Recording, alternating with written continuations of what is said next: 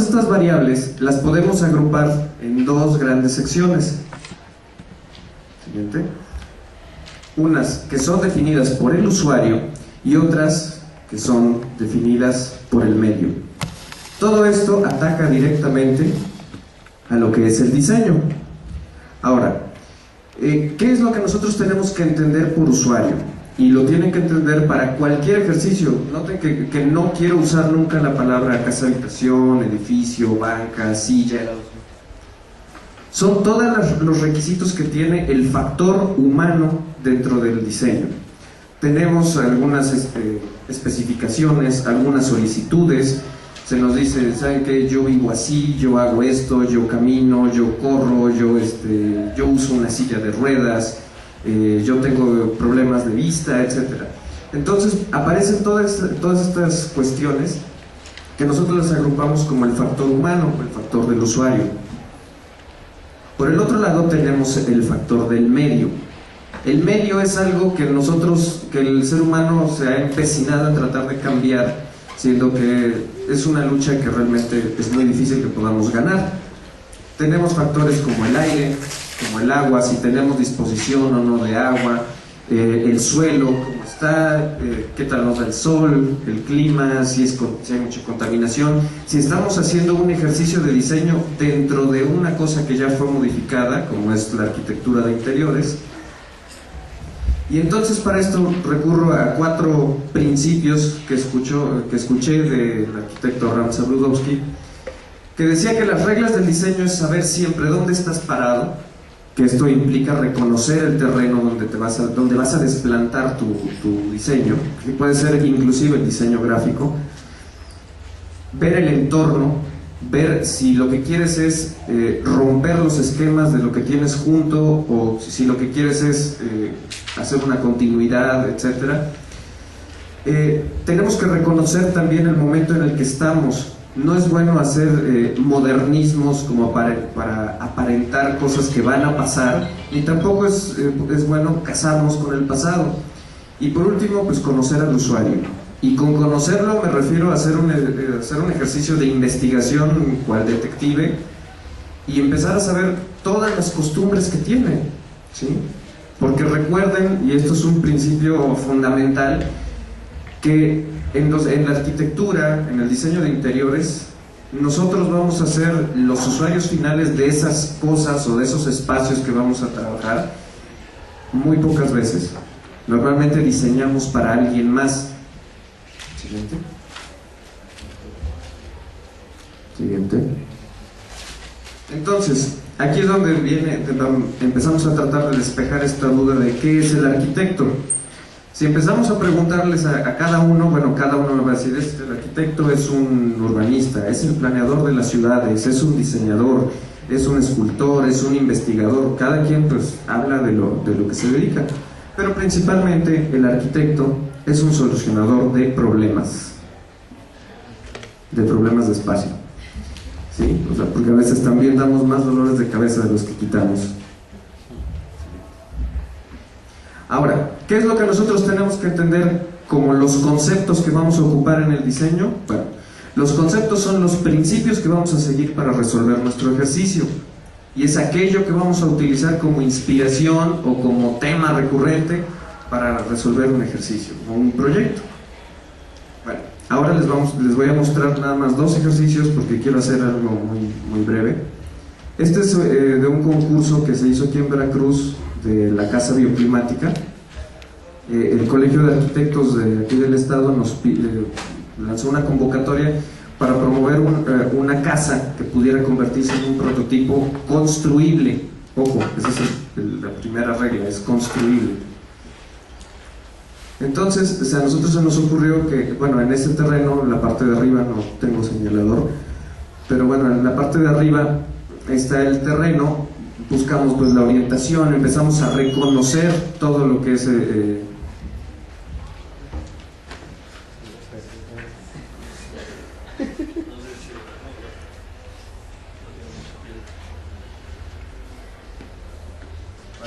terreno es por aquí, más o menos.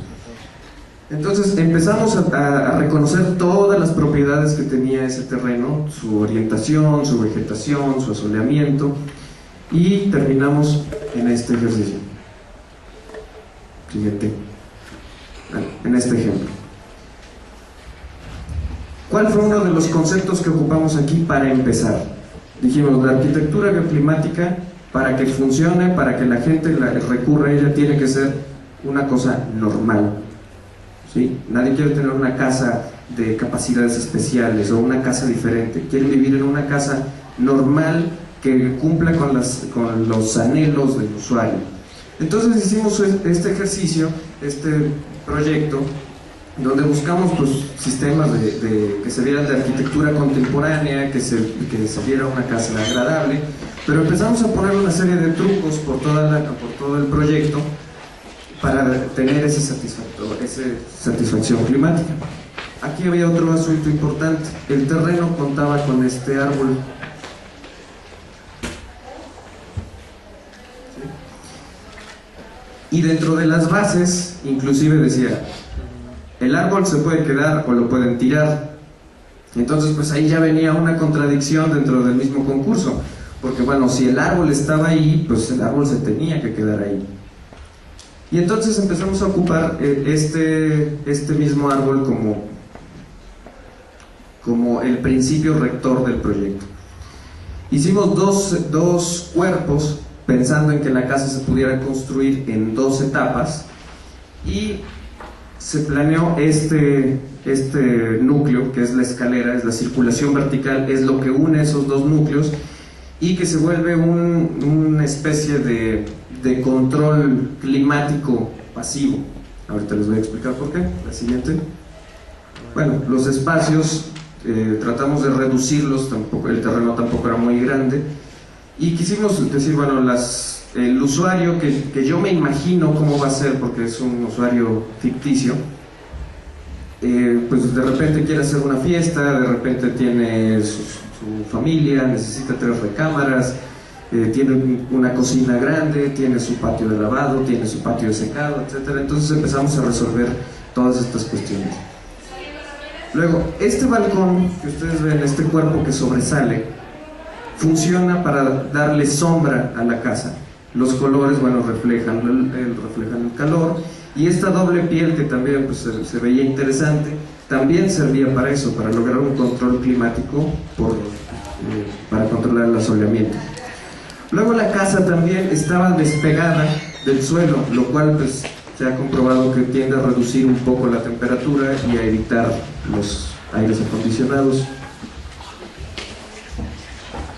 La cocina, bueno, ya les había mostrado. Pues tener todo lo que normalmente se necesita, ¿no? Entonces tienen una estufa grande, tienen su campana, tienen un refrigerador, doble puerta. No tienen esa restricción por tratar de tener una casa eficiente.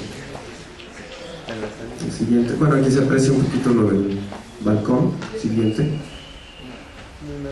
Bueno, ahora, ¿cómo funciona el truco de la escalera?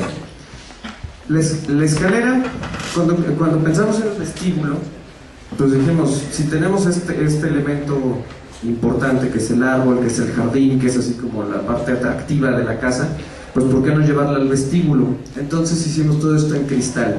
Toda esta parte es como un gran cubo de cristal que permite observar siempre el jardín es primordial. Y entonces la escalera empieza a ser el elemento que controla, pero esta parte de la escalera es de lámina. Entonces esa lámina tiende a calentarse, a pescar la radiación, pero la ventilación también tiende a lograr una temperatura agradable. Ahora, otro de los principios que ocupamos es que este es un terreno de 150 metros cuadrados. Entonces dijimos, ¿por qué no tener 125 metros de jardín? Siguiente. Y empezamos a pensar en que todas las cubiertas deberían ser ajardinadas. Siguiente. Tenemos el jardín, aquí está la puerta que les comentaba. Esto se abre y tienes un salón de fiestas de 80 metros. Siguiente.